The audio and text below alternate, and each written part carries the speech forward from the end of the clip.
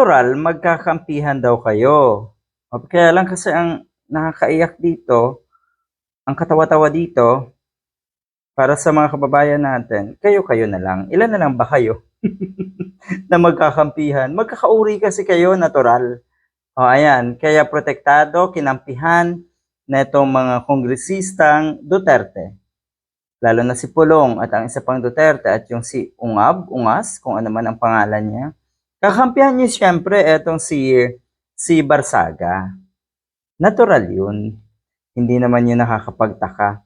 Hindi naman ibig sabihin na meron kayong statement ng pagkampi, hindi naman ibig sabihin nun ay kayo nasa tama na. Alam niyo naman, alam din ng sambayanan na ang mga kinakampihan nyo ay mga katulad nyo rin. Kayo-kayo ang nagkakampihan, katulad ng sinasabi nyo na sila-sila, yung mga kalaban nyo ang nagkakampihan. Natural lamang na magkampihan yung mga kalaban nyo kasi pareho rin sila ng mga positibong layunin para sa ating bansa. Pero ang sa inyo, negatibo.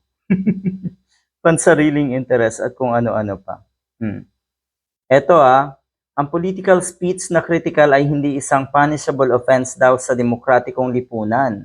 Kaya daw, hindi daw ito yung tamang venue, etong ethics committee nga ng Kamara. Hindi daw dapat gamitin etong kanilang kapangyarihan na ito para patahimikin etong si Barsaga.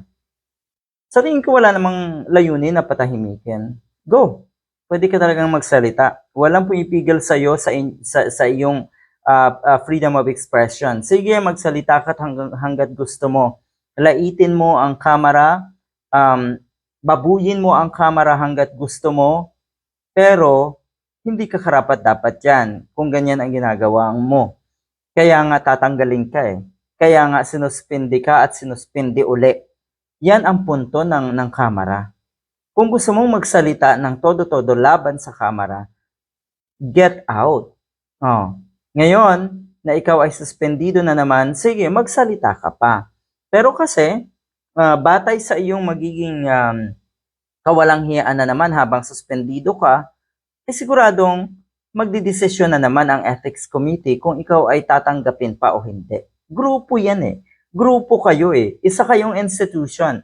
At ang bawat institution at ang bawat miyembro ng institution, kailangan pangalagaan ang credibility ng institution. Ay kung naandyan ka at sinisiraan mo ang credibility ng institution, sino ka? Hero ka?